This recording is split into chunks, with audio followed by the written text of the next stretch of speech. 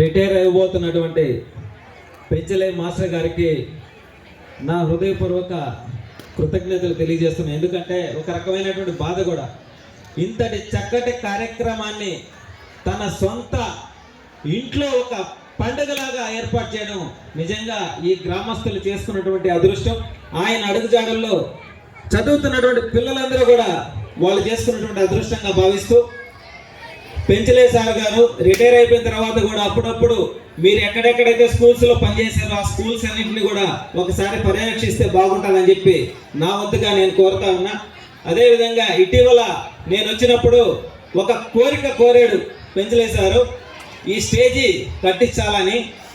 వచ్చే సంవత్సరం ఇదే ఫంక్షన్ నాటికి మేము ఈ స్టేజీ కట్టించడానికి నేను సిద్ధంగానే ఉన్నా. వచ్చే సంవత్సరం ఫంక్షన్ మన సొంతంగా కట్టించినటువంటి స్టేజ్ మీదే ఈ యొక్క కార్యక్రమం చేయడం జరుగుతుంది. ఆ రోజు కూడా పెంచలే సార్ గారిని ఆహ్వానిస్తాం.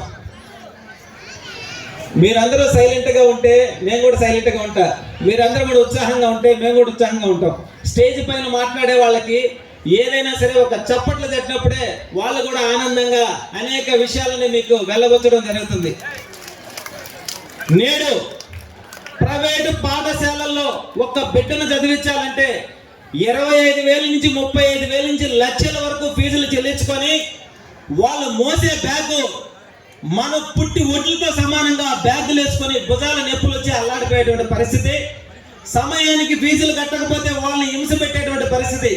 కానీ నేడు ప్రభుత్వ పాఠశాలలో వాటికంటే ధీటుగా ఎంతో అనుభవం కలిగినటువంటి ఉపాధ్యాయులు పిల్లలకి ఎటువంటి ఇబ్బంది లేకుండా క్షుణ్ణంగా పాఠాలను చెప్తూ వాళ్ళని క్రమశిక్షణగా నడిపిస్తున్నారంటే నిజంగా ప్రభుత్వ పాఠశాలని మనం అందరం కూడా సపోర్ట్ చేసి మద్దతు తెలిపి ప్రభుత్వ పాఠశాలల్లోనే మన బిడ్డలందరినీ కూడా చదివించాలి. ఈ రోజు ఇంతటి చక్కటి కార్యక్రమం నిజంగా పిల్లలందరూ కూడా ఒక్కొక్క నైపుణ్యతని ఈ స్టేజ్ మీద చూపించారంటే నిజంగా మన బిడ్డలు ఎలా ఉన్నారు, ఎలా తయారు చేస్తున్నారు అనేటువంటి విషయాన్ని మీరందరూ కూడా ఆలోచించాలి. రెండోది, నేటి బాలలే రేపటి భావి భారత పౌరులు. మరి తల్లి, తండ్రి, గురువు, దైవం. గురువు 3వ ప్లేస్ లో ఉన్నాడు.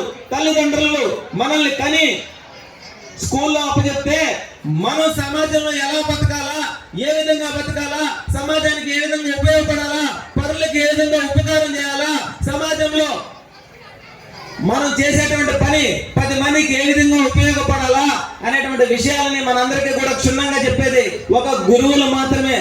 ఎవరైనా సరే చదువు చెప్పే వ్యక్తే కాదు, ఒక మార్గదర్శి కూడా గురువులాగానే మనం భావించాలి. కాబట్టి నేడు సమాజంలో ఎంతో మంది ప్రైవేటు పాఠశాలలో చదివే వాళ్ళు కావచ్చు, ఎంతో మంది చెడు వ్యసనాలకు బానిసలై